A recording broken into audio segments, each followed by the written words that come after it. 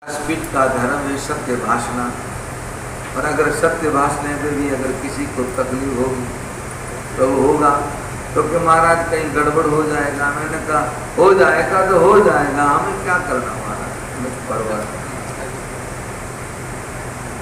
लेकिन करें क्या, कहे बिना रह नहीं सकते। पर अभी कुछ दिनों से हमने समझ गए, जब ये पंक्ति आते तक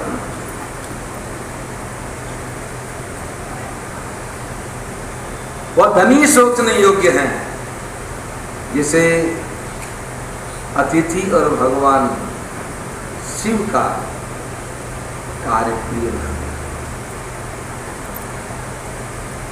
महाभारत के वन पर्व में मार्कंडेय जी कहते हैं धर्मराज के राजा,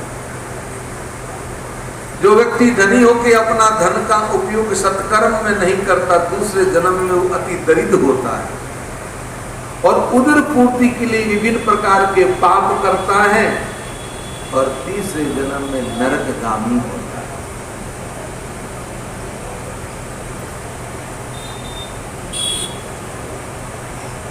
धन्य सो धन प्रथम गति जाने, जिसकी पहली गति वही धन है।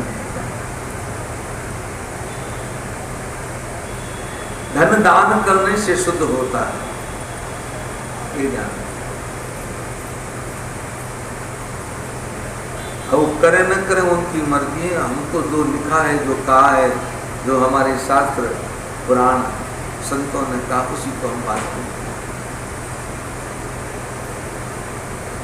क्यों पंडित जी?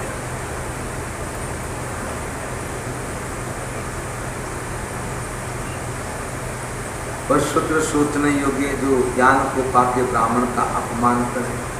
वह नारी सोचने योग्य हैं, जो कुटिल हैं, कलहप्रिय हैं, इच्छाचारी हैं। वह गृहस्थी सोचने योग्य हैं, जो अपने गृह धर्म का पालन नहीं करता। वो यति सोचने योग्य हैं, जो विगत विवेक वैराग्य, जो वैराग्य और विवेक का त्याग कर। लेकिन एक बात बड़ी जोरदार कह दी वशिष्ठ जी ने कहा, बैठा न सोई सोचे जोगू, तप बिहाय भाव मन हो। वह बूढ़ा व्यक्ति संसार में सबसे ज्यादा सोचनीय है, जिसको बुढ़ापे में भगवान का भजन प्रिय न लगे, संसार की भोग प्रिय।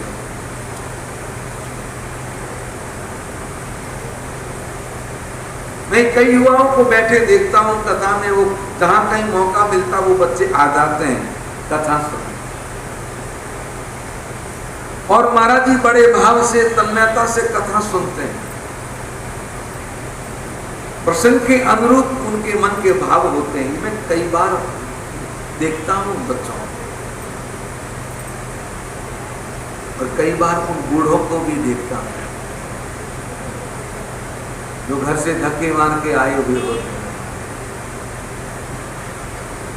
कथा में बैठते पर कथा में मन नहीं लगता हूं, तो उन बच्चों के उस भाव को मन से व्यासपीठ से मैं वंदन करता हूं, मेरे पूछ वाले से कहता हूं, हे बाबा, इनके मन में जो प्रभु का प्रेम जागृत हुआ है उसको हमेशा जगाए रखना। इन बच्चों के जीवन में आगे कभी माया की तरफ मत मोड़ना। अक्सर होता है, हमने कई ऐसे बच्चे देखे हमारे जीवन का। महाराज जी वो कथा सुनते थे, मानस पढ़ते थे, अभिषेक करते थे, सावन पूरा अभिषेक करते थे, लेकिन अभी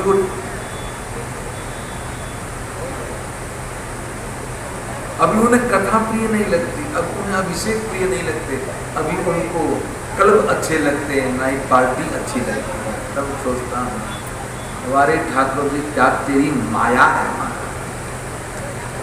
अज्ञानी तो पड़ जाए, लेकिन तो जान के प्रेम करके भी अगर उसमें फंस जाए, यही तो बड़ी बात है। इसलिए कहता रहता हूं वो तुम इन बच्चों की कृपा, इनके जो मन में प्रभु का प्रेम जागृत हुआ है उस ज्योति को जलाए रखना।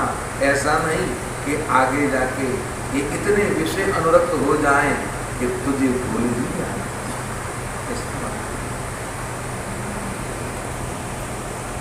सोचनीय नहीं कौशल राव, भुवन चारिदस प्रकट प्रभाव, भयो अहीन होई न हारा, रूप भरत जस पिता तुम्हारा। आपके पिता जैसा ना कोई हुआ है ना कोई आगे होगा,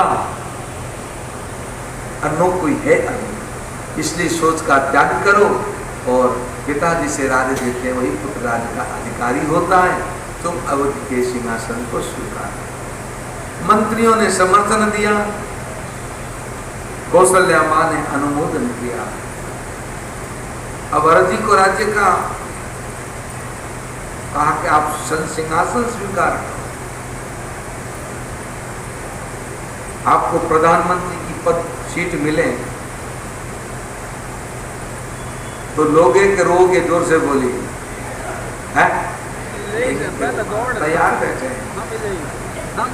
मैं व्यासपीठ से कह रहा हूं मानस जी के, मुझे तो कोई महाराज प्रधानमंत्री का पद नहीं, इंद्र का पद भी दे तो भी नहीं स्वीकार करते। हम तो भगवान से यही प्रार्थना करते हैं, हमारे बाबा से, ये जो जीवन है तेरी बंदगी में रहे, तेरे गुणों को गाते गाते जाऊं, और वापस भी संसार में कभी आऊं तो तेरे गुणों को ही गाऊं, बाकी कोई नहीं। क्या पद प्रतिष्ठा है, ये बीमारियां हैं महाराज। जो आनंद संत फकीर करे, वो आनंद नहीं अमीरी में। जो आनंद संत फकीर करे, जो आनंद संत फकीर करे। हजारों ऐसे पद महाराज इस पद की बराबरी नहीं कर सकते। हजारों पद, ध्यान रखिएगा, जो हमें पद मिला हो, परमात्मा ने असीम कृपा करके इस पीठ पे बिठाया है, व्यासपीठ पे। भगवान के गुणों को गाने के लिए हमें उपयुक्त समझा है। इस वाणी से हरि गुण गाएं, इस योग्य बना के हमें बिठाया है। ये पद मिल गया, इससे बड़ा पद संसार में कहीं है नहीं। अगर आज मेरे राम जी भी यहाँ आए तो भी उनको नीचे बैठ के कथा सुननी पड़ती है, इससे बड़ा पद क्या। फ्रेंड्स, यदि आज का आपको ये वीडियो पसंद आया तो ऐसे ही और वीडियो के लिए तथा धर्म से जुड़े जानकारी के लिए चैनल को सब्सक्राइब और वीडियो को लाइक करना ना भूलें। मिलते हैं अगली किसी नई वीडियो में, तब तक के लिए टेक केयर, बाय बाय।